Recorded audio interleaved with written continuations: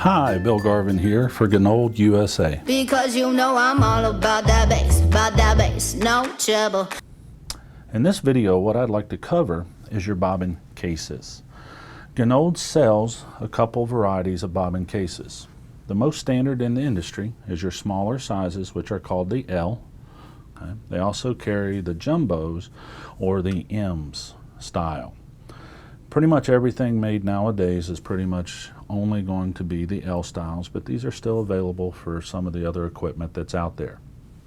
What you will notice when you get your new bobbin cases is they are in plastic. Okay? When you do get a new bobbin case, you're going to notice that it has like a residue on it. Okay? This is basically a packing oil. This is what keeps these things from rusting over shipping and storage and not being used. When you do get those in, what you normally want to do is wipe them down. So usually what I find works best for that is a little bit of rubbing alcohol. Works really well. That way when you just start using your brand new bobbin, you don't have any drag or anything from the residue of the oil. I have two of the L style bobbins here. Okay. What I want you to do is pay attention to the center of those two bobbins. This one has the blue spring on the inside. This is a tension spring.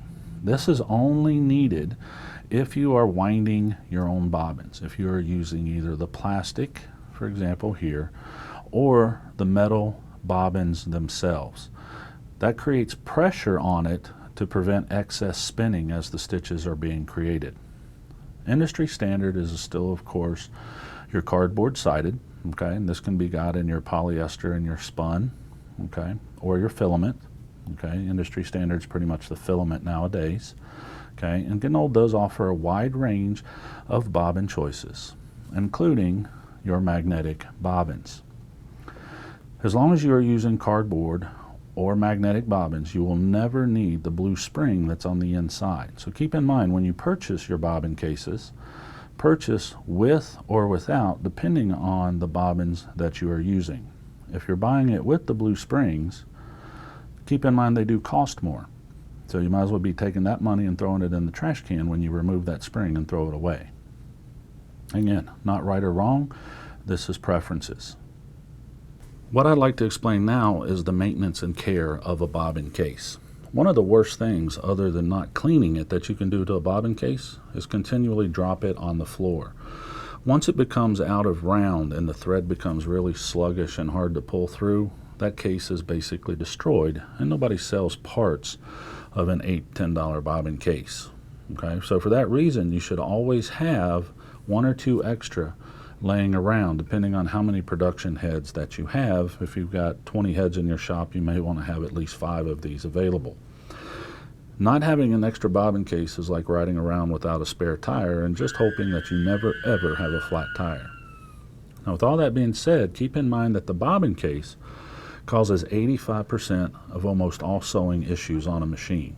This is what goes into the rotary hook area, okay, and that area is what needs to be blowed out and clean, because if the area the bobbin goes in stays clean, it stays clean. But a lot of times, depending on your fabrics and materials, I call it the 3 evils. That's your terry cloth towels, your structured caps, and you got the buckram that busts up and gets all over everything, and of course your polar fleece. When you're embroidering a lot of those items, you normally need to take more care of your bobbin case. And it is the spring that is located on the side of the case, which is here, is where the lint and stuff will pile up and build up onto the case. Normally using a business card to periodically check and make sure nothing is building up or piling up underneath the bottom of that spring. This is where the tension is created. One of the worst things as a technician I see all the time in the industry is a lot of people don't clean the spring, but they keep tightening or loosening the screw. That also winds up destroying the bobbin case itself. Keep in mind, you can be perfectly clean here, but on the inside, you will see that there is a little half moon circle right there on the top inside. Always make sure that is clear and blowed out from lint as well to make sure the spring can close all the way down and not be raised, creating tension problems on your embroidery equipment.